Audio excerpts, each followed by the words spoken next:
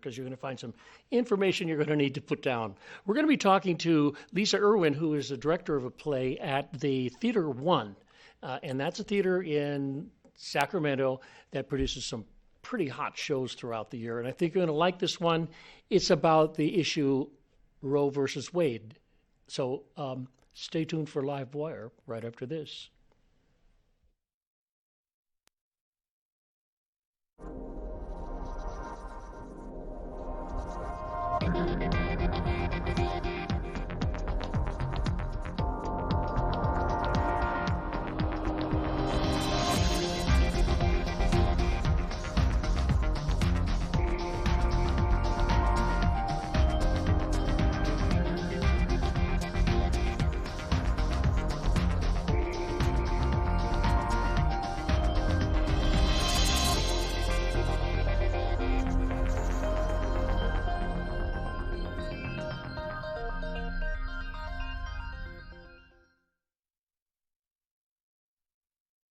It's called Roe, and it's by Lisa Loomer, who is one of the big name playwrights in the United States. And she's done many plays about issues that are tough to talk about, and plays to dealing with gang warfare and warfare in the dining room. And with me in the studio here is Lisa, not Lisa Loomer, but Lisa Irwin. That's right. And you are the director of the show at this theater company, Theater One. Why'd they call it Theater One? Well, it is a part of the Unitarian Universalist Society of Sacramento. Mm-hmm. It's a congregation that's a very open religious community, open to all beliefs, mm-hmm. Guided by certain principles that include social justice and equity and how we treat each other. Mm-hmm. And so there is that idea of unity, of all being part of humanity and actually part of the whole web of life together. Yeah, yeah. So I think that's where the one comes in. So you were part of that church. Yes. And they said, why don't we do some powerful dramas? Let's pick one where you're really going to touch on some of the things that are so still important. I mean, Roe versus Wade is 30x years away. Almost 50, actually. Oh, wow. Yes. 50 years. About, yeah. Right. So it was decided in January of 1973. Wow. Mm-hmm. And so right now it's been brought up recently again. Why was that? Well, there are laws that are being put forward in several different states challenging abortion rights, challenging women's right to choose. Mm-hmm. And it's been known for a long time that these cases would come before the Supreme Court. Right now, we have a Supreme Court that heavily leans on the conservative side. Yes. And so I think those forces and those lawmakers that want to push the agenda of repealing Roe are taking advantage of that. And so that's why these cases are being heard again now. Now, okay. And so that's another good reason for taking this tough subject, abortion rights, to the stage. Absolutely. Absolutely. And it's a play I fell in love with. My husband and I, my husband Michael Irwin is the assistant director. We frequent the Oregon Shakespeare Festival, mm-hmm. Not so much in the last 2 years, but before that. Did they have one? No, I mean, everything's just getting back up on its feet. Yes. But we had seen, so Roe by Lisa Loomer premiered there in 2016. And we were just very impressed when we were in the audience. It connected with aspects of my coming of age in the late 70s mm-hmm. with the women's movement. And what really struck me about the play is it's not purely political. We had a saying back then that was the personal is political. and the political is personal. And really what this play is about the lives of the people involved in this historical decision. And it takes those stories very deep. So the two main characters being Norma McCorvey, who gave her name to the case, but actually didn't benefit from the case because by the time it was decided, she was long past being able to have her abortion. And Norma and Sarah Weddington, who was the 26-year-old attorney who argued the case before the Supreme Court starting in 1971. Amazing, given the fact that it's an amazing issue and it's so tough and it's still tearing at the fabric of American life. Right, right. But because there's no middle ground in the arguments, you know. What, you're going to kill somebody? No, you're not. No, you don't have a right to do that. What? That's murder. Yes, but there are nuances in the play. Yes. And layers of what the motivations were of the players involved in the story and in the history of it, and how being involved in that Supreme Court case affected them for the rest of their lives. So this is about the private lives of the major people involved in that. In large part. This is really a great idea, you know. I mean, you can look into events that we see throughout America, and people are conditioned to remember what they read in the newspaper.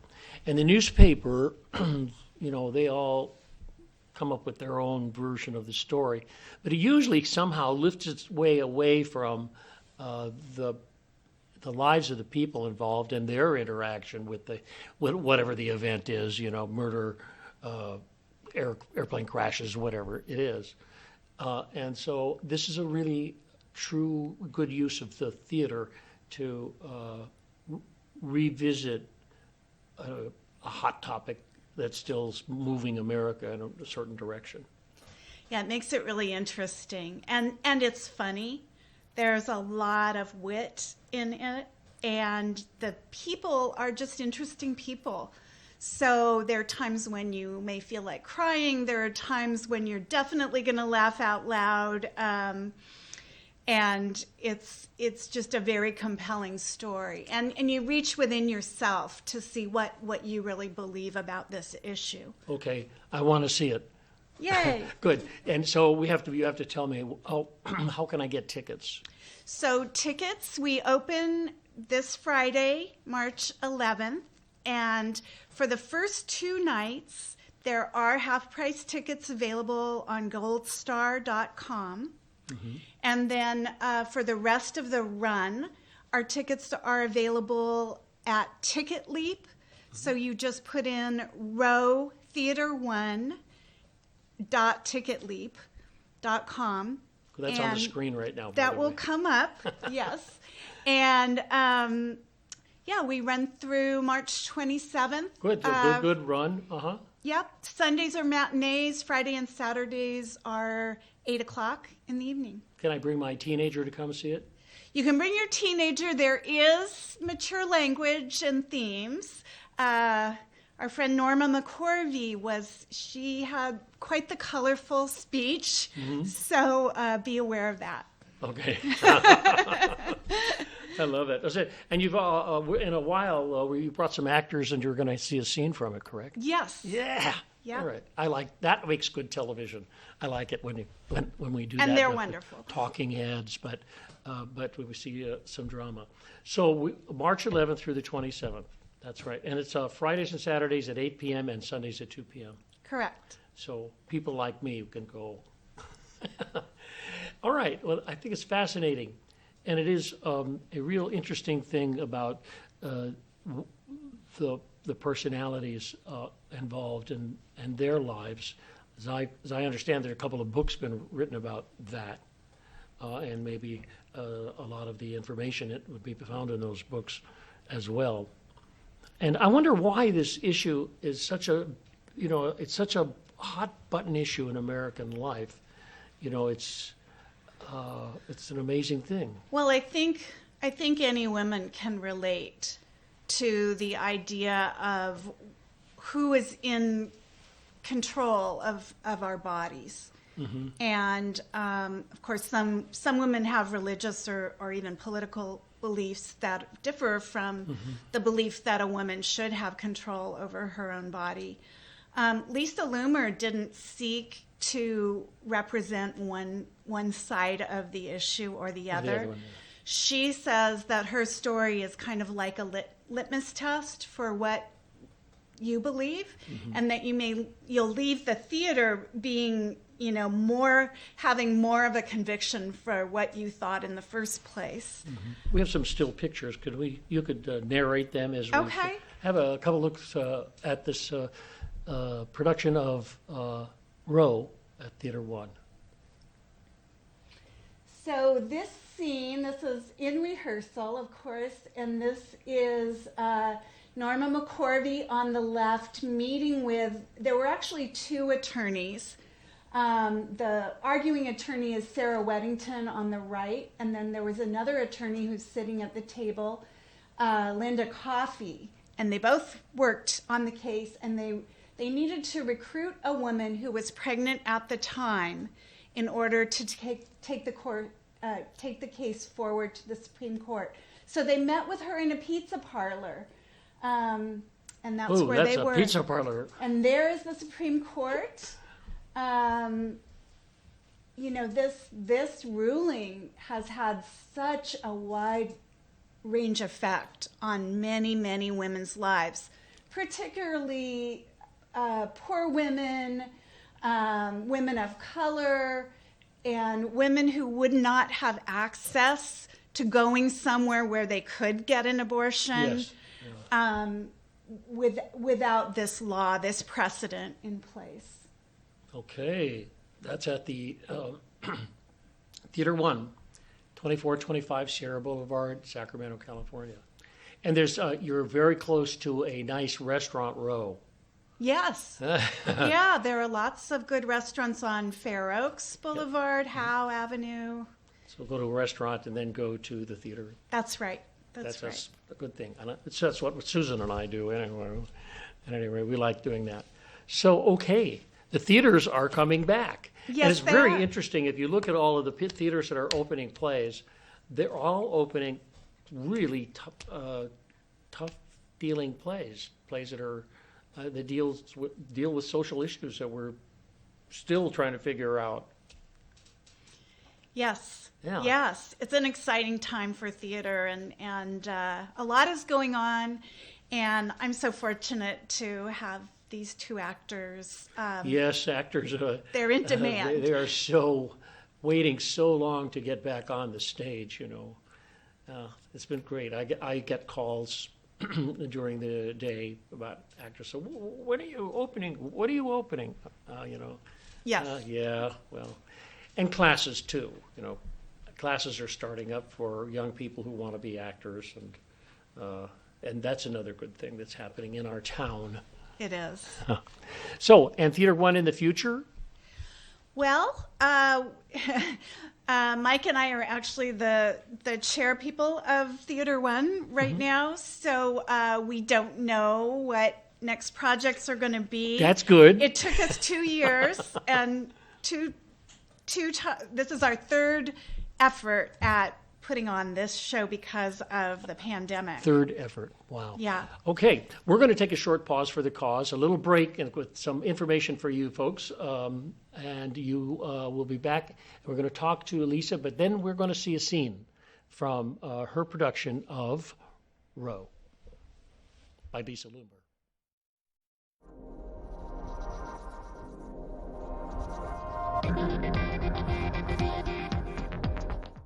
Son, love is like the ocean. You have to tread the waters. Dad, that's not the kind of help I needed.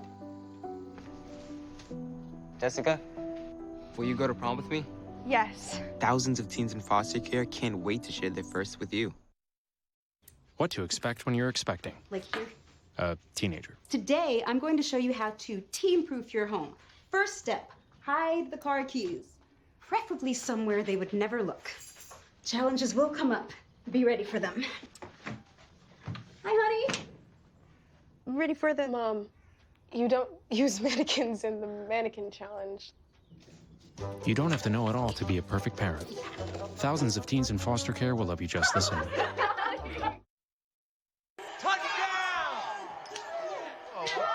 see that? Whoa, we scored? Yeah, we scored going to the playoffs. I can't believe I missed that. Every time I'm buzzed, I spend too much time on my phone. What? I should take your phone away. No, I'll call for a ride. Wait, why does my face look like that? I'm playing with these new face filters. Okay, you know what? Yep, that's mine. Kevin, I need that back. No. Kevin!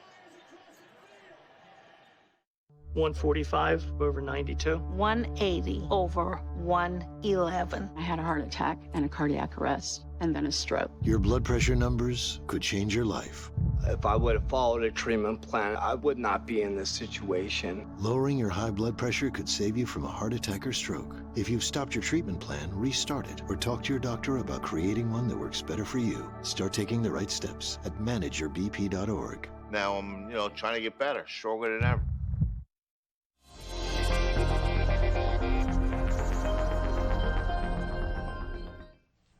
We're back with LiveWire, and I'm Ray Tatter, and with me in the studio is Lisa Irwin, who is directing the play Roe at Theater 1. Hi. Hi. Yeah, that was a nice break. At any rate, it is so good to know that the theaters are going back and that Theater 1 is also lifting the baton saying, hey, here's an important play. Yes. And what is this play? Roe v. Wade. Roe v. Wade. Well, the Roe play v. is Wade. called Roe. Yeah. It's about the historical event of Roe v. Wade, the Roe v. Wade case. Wow. Yeah. And what's the scene we're going to see? So this is toward the end of the play, and there's been tension through the whole story between these two characters, Norma McCorvey and Sarah Weddington, who have very different backgrounds and very different lives. Mm-hmm. One is the plaintiff and one is the attorney, and Norma has changed her mind several times about her beliefs and her convictions.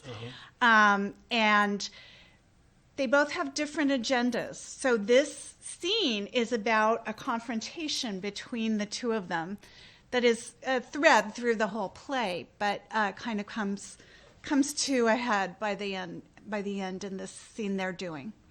Okay, and the actors are? The actors are Andrea Kirsten and Rebecca Nichols. Andrea plays Norma McCorvey, and Rebecca Nichols plays Sarah Weddington. Right. All right, let's have a look at this play, or piece of this play called Roe.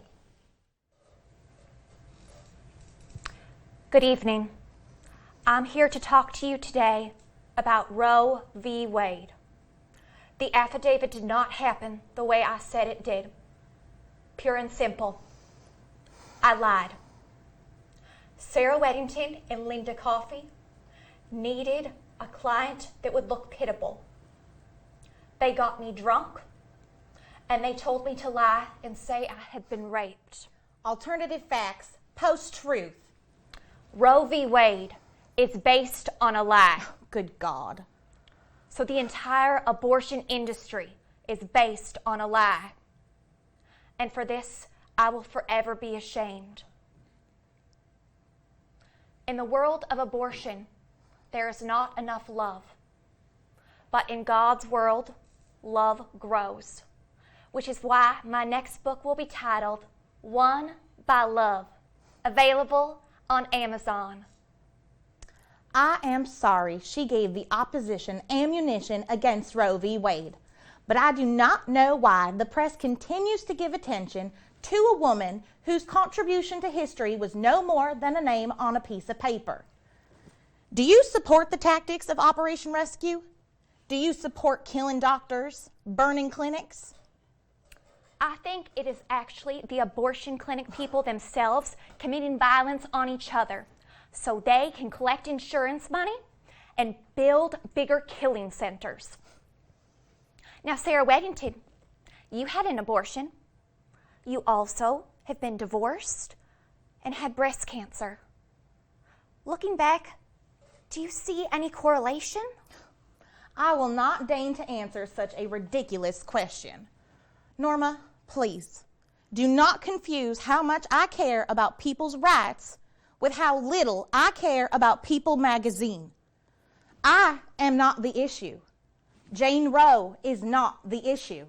And I don't know why the press and the politicians continue to state the issue as, are you for or against abortion? The issue is, who should have power over a woman's body? The government, the doctor, or the woman herself?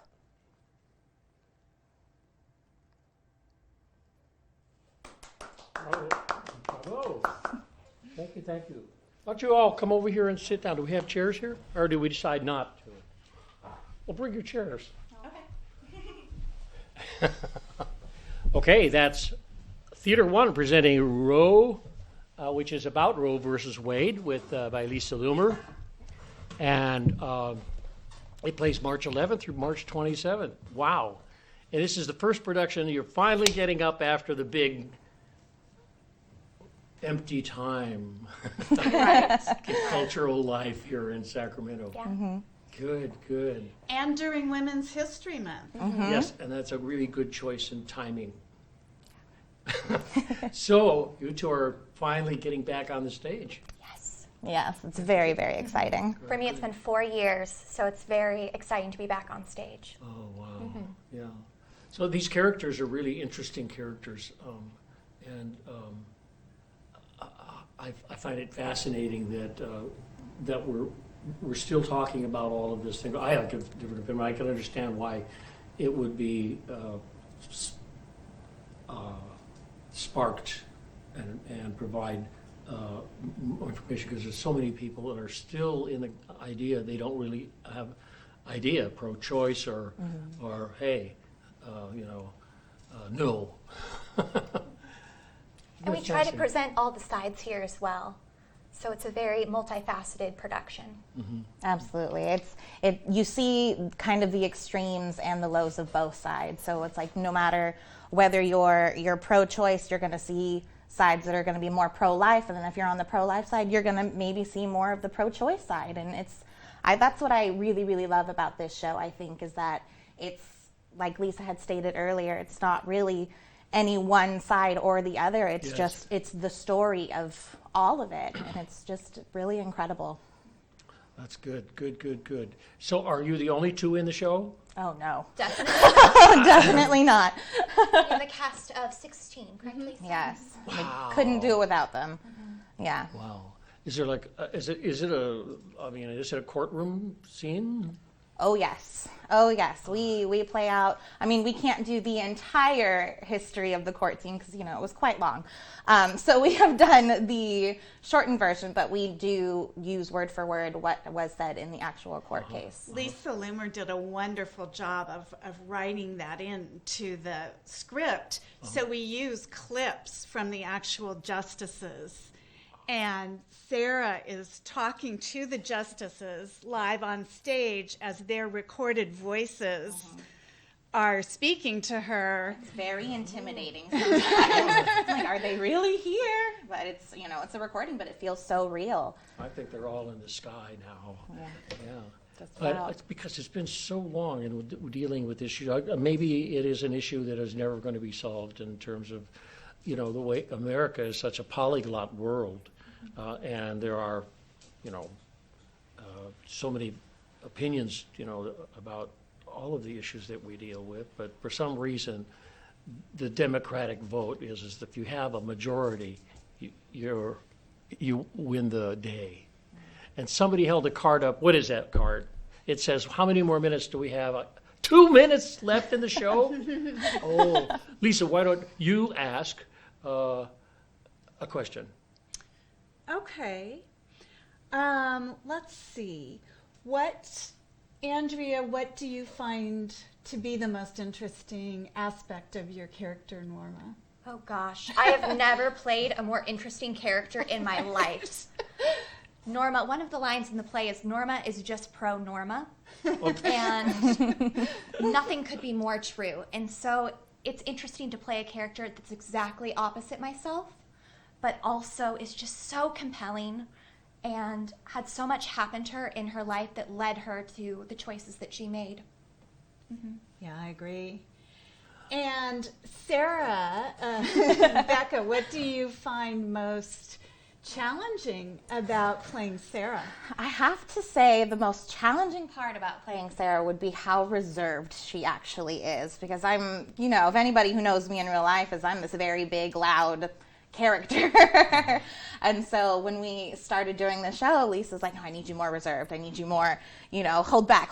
And so going back into this very serious, very lawyerly, reserved person has been kind of challenging, but it's been incredible and it's been so rewarding. So, well, I wish you all break a leg. Thank you. Thank you so much for coming to talk to me about ROE and Theater One, because I think Theater One is one of the stalwart theaters doing some pretty tough work. Thank you so much for having us. Okay, well, we'll be back next week with more discussions about theater. We're doing a whole kind of series about theater, and we hope you come back next week and talk to us on LiveWire. And we'll have to say this again. What's the telephone number to get tickets, or what? How can I get tickets? ROEtheater1.ticketleap.com or goldstar.com for the 11th or 12th. Goldstar.com. All right. Well, we'll see you next week on LiveWire. Bye.